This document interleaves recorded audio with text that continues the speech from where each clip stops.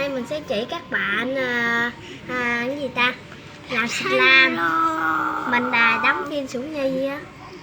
Mình là Ly. Mình là Phạm Pha đây. Không, ăn hoa gì đâu. Đầu tiên các bạn bỏ keo. Đầu tiên các bạn bỏ keo. Sau đó bỏ nước. Nãy mấy bạn vừa coi video ngắn của mình. Mình đang nhảy rất ghê. Mấy bạn nhớ đăng ký nha mấy bạn. Mình sẽ lấy cái hũ đi hứng nước.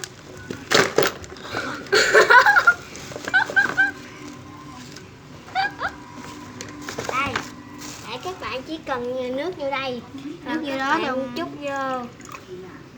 Các bạn kiếm cái ly bằng mình nha, rồi mình sẽ bỏ đây. Mình mới làm slime của mình mới đây. Mình mới gom được một miếng mà mấy bạn. Để mình các bạn đầu tiên các bạn sẽ khuấy đều. Khi đâu? Các bạn sẽ khuấy đều. Và các bạn xong khuấy đều xong các bạn sẽ lấy một cái muỗng nhỏ vào. Nè, bạn của mình nè. Muỗng nhỏ và mỏ màu vô. Mỏ vào vô. Các bạn sẽ khuấy đều. Ok. Của mình đã xong. Và mình sẽ đóng nắp lại. Làm con dưới cho mình một miếng nha. Cái này các bạn muốn làm thì phải Mấy con học hỏi tụi mình. mua shop với lại Kim Tuyến, Hồ 7.000 á, loại xịn á. Với mua chai này nha mấy bạn, chai này không phải Dung dịch kiểu như vậy nè, 13.000 dung dịch slime. Quên đâu rồi. Nghiêng quá à. Rồi mình sẽ bỏ dung dịch vô.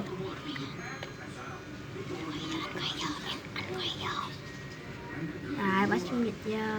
Ngô quay đâu rồi? Rồi mình sẽ quấy. Bỏ dung dịch đi. Vô.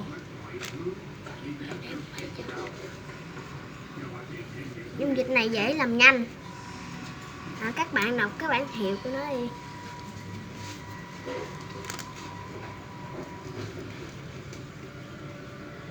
Đây. Cái này các bạn muốn làm các bạn phải cần mua muỗng, hũ cỡ vậy như nào. Lại kiểu như thế mới làm thêm đẹp quá. Lại Kim Tuyến cũng vậy luôn. Các bạn mua hũ nào cũng được.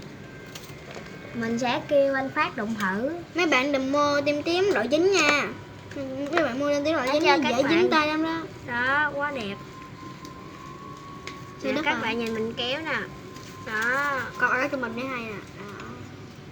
Căng. Đó, hay không? Bông bông. Các bạn đừng để ý thằng Bi nha, nó bị điên á.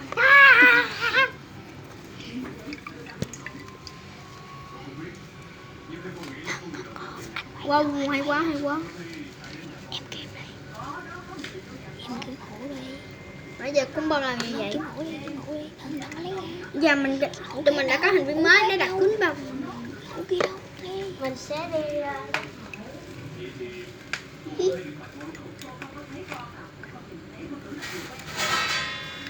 Hello. và đây là mình đã làm xong, đây là thành quả của mình. Rồi với thành quả của mình. Mắt dẻo luôn các bạn. Ê quay, bé trái. Được bé trái rồi mình đậm bé trái. Cái này là chó của thằng Vi, nó lầy lắm em ơi. Nếu các bạn nhớ thấy mình làm hay thì các bạn nhớ like và cho mình ủng hộ mình để đăng ký kênh rồi để mình có nhiều động lực lớn chơi David Dom tiếp với mấy bạn. Chơi đây. Sao rồi?